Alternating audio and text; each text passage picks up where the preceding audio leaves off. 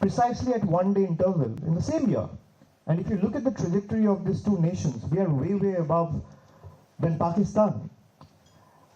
And just to destabilize and bring us down, they deliberately planned this terror attack where 26 people, 25 Indians and one civilian from Nepal, who went to Pahalgam to spend time with their loved ones. You know, Kashmir is a place which is known for its beautiful mountains, amazing valleys, picturesque views. So everyone went with their family members to spend some good time and come back with a bag full of memories.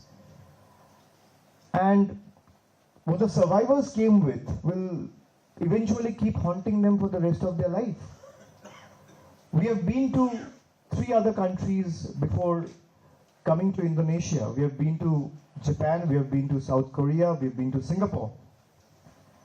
And everyone we met, starting from ambassadors of different nations, there were think tanks, there were strategic thinkers, there were members of civil society, there were leaders from the industry, high-ranking government officials, law ministers of the government, foreign affairs ministers of the government, home ministers of the government, speakers of the National Assembly. Everyone was of the opinion that we should fight jointly on how to combat terrorism, as this issue is no more an issue of national security for India alone. This has become a global imperative now. I mean, Indonesia also has been a victim of terrorism. We all know about the 2002 Bali bombings. And time and again, if you see, wherever there has been a terror incident in the past, starting from 9/11 to 2008 Mumbai terror attacks, where 166 people were killed, and not only just Indians, there were people from 26 other countries as well in that terror attack who lost their life, who succumbed to injuries. There has been connect with Pakistan. Pakistan is a nation who has been nurturing, training, shielding, sheltering, and harboring terrorists. And terrorism today is a menace for the entire world. And killing people in the name of religion, Salman Qureshi is a very senior parliamentarian. He's a proud Muslim. He practices Islam. I mean, the Holy Quran says, and I'm quoting it, whoever kills an innocent soul, it is as if he has slain all of humanity. Violence in the name of faith is a betrayal of faith itself. Every religion that we practice, it can be Hindu, it can be Islam, it can be Christianity, it can be Sikh, it can be Buddhism, it can be any religion. No religion in the world teaches us to be violent, teaches us to attack, it teaches us to kill innocent civilians in the name of religion. There has been so many evidence out in the public domain where you see there is this clear connect between the terrorists and Pakistan. Now imagine if something happens, if there's a crime today in the streets of Jakarta and the perpetrator is found in your neighbor's house. Now if you have reason to believe that your neighbor is hand in glove with the perpetrators or in cahoots. Now this has been happening repeatedly, time and again over the last 5 decades, one after another incident. The world has reasons to believe, and this time there is enough evidence in the public domain for us to understand and acknowledge the fact that Pakistan has been an implicit and explicit supporter, and they are the one who have been nurturing terrorists in their backyard to destabilize growing economies. All of you are acquainted with the fact that India has surpassed Japan and grown to be the 4th largest economy in the world. We are at number 4 now, very soon we'll be number 3. So it's a prime, I would say, example of cutting one's nose to spite one's face. We go down, we pull you down. Pakistan is facing crisis in their own economy, trying to address issues in their own land, in their own country. And India is growing, developing rapidly.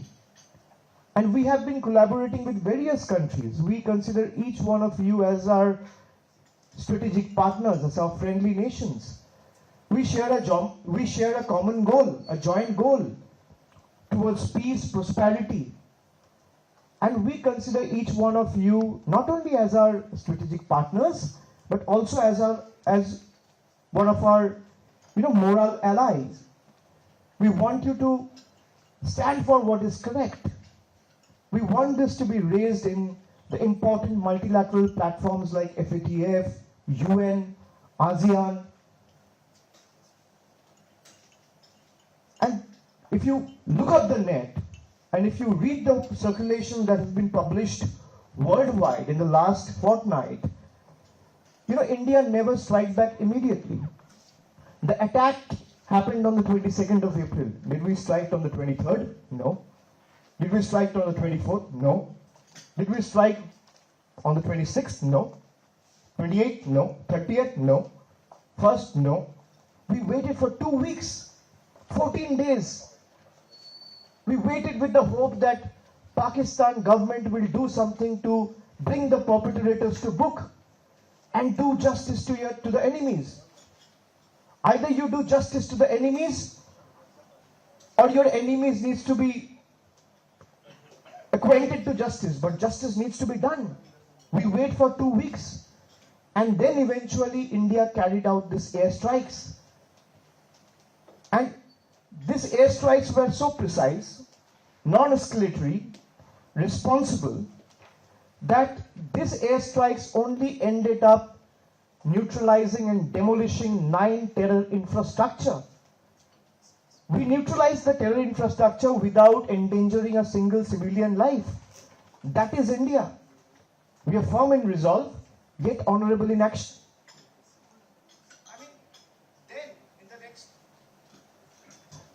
Then in the next 24 hours, there were images surfacing from the land of Pakistan that shook the world. There were images of Pakistan high-ranking military generals in army, and these are not mere pawns, or these are not some small-time officials. They are military generals.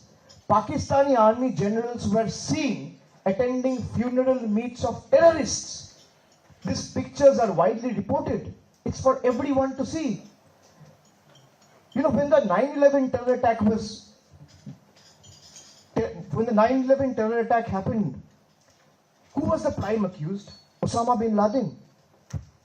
Where was he found? He was found in a place called Abbottabad. Where is Abbottabad? Abbottabad is again in Pakistan. You talk about 2006 Bombay train bombings. You talk about 2008 Mumbai attacks. You talk about 1993 Mumbai blasts, where a series of blasts were conducted. Every terror attack, there was a hand of Pakistan. Where was Ajmal Kasab, who is the prime accused of 2008 terror attack, was found? He was caught red-handed by the Indian law enforcement agencies in Mumbai. There were 4 years he was given a fair trial. He confessed before the law enforcement agencies. He confessed before the trial court, before the judiciary, that he was raised, he was born, he was brought up, he was nurtured, and he was trained in Pakistan. And India ended up destroying that very same terror camp where Ajmal Kasab was raised and trained. We want the world to stand by us in combating terrorism. It's our joint duty. You talk about Hafiz Saeed, you talk about Dawood Rana. Any terrorist you name, Pakistan is safeguarding them, nurturing them, protecting them. Why? It's like nurturing a snake in your backyard, expecting it to bite your neighbor. But we don't realize when the snake will be unleashed or unchained, it can end up biting anyone it meets on the way. I have said this time and again, and I will put it again in a different analogy. If terrorism is a rabid dog, Pakistan is a vile handler. Pakistan will end up breeding more rabid dogs till it's taught a lesson in the language it understands. And we are not talking about violence here. People in the West think that we have not started or initiated in a dialogue with Pakistan. We have been talking with them for the last 50 years. You know, government has changed in India. A lot of things have changed. There have been paradigm shift in everything. Prime ministers have come and gone. The government has changed. The president of the country has changed. But one thing remained constant is the conflict with Pakistan. They will not change. And we expect all of you to stand by us in combating terrorism. Our stand has been very clear from day one. You fire, we fire. You stop, we stop. We don't want violence. Now, in the last 50 years, there have been so many incidents of violence. And I want to request all of you, Your Excellencies, that India will never want to wage or start a war. We're the last one to talk about war. We have been engaging in a dialogue with them. In 2016, there were attacks in Pathankot and Uri. It's again a place in Kashmir. Pakistan wanted to start a joint investigation. We honored that commitment. But when you give or honor that commitment of a joint investigation with Pakistan, we give them enough proof of call data, records of the terrorist, voice sample, digital evidence. But it's like giving a thief the privilege to conduct investigation in a robbery which he only has committed. So I would leave it to that, and I would request each and every one of you to stand by us as strategic partners in combating terrorism and curtailing terrorism, so that we are able to put an end to this menace once and for all. Thank you.